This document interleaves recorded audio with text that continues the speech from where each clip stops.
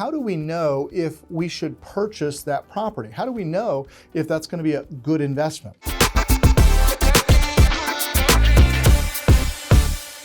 Hi, my name is Lee Arnold, the CEO of Secured Investment Corp, Coco Capital, and the Lee Arnold system of real estate investing. I was recently asked by a group of investors, they said, Lee, how do you run a rental property cash flow analysis?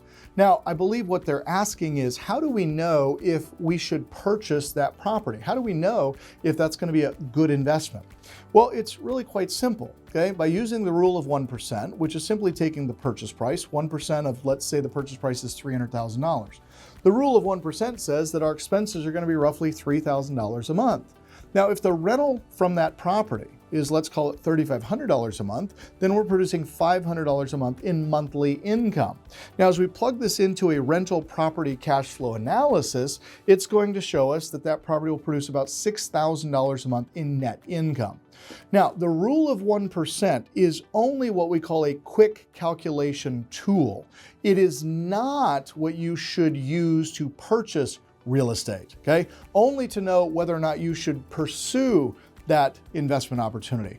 A good rental property cash flow analysis is actually going to look at what are the actual taxes for that property on an annual basis. What is it going to cost annually to insure that property? What are we going to have to pay to purchase the property? And if we're going to use financing, what is the interest rate and the monthly payment going to be on that property? And then if we're going to be using a property manager, what are the property manager's expenses? And then we also have to account for things like vacancy and damage or maintenance items that might come with the property.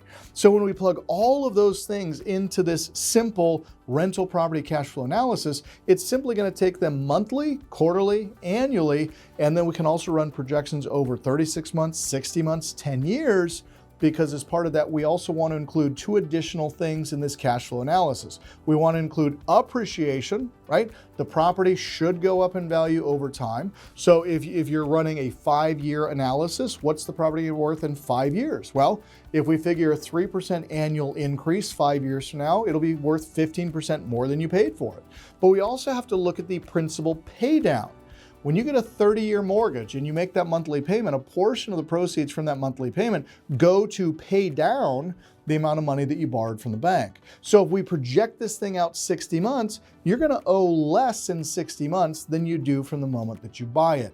So when you look at all of the ingredients in this cake and you look at the end, you're going to see exactly what your profit will be at the end of year 1, year 2, year 3, year 5, year 10, year 20, and it'll help you determine when you buy it, when you sell it, when you refinance it.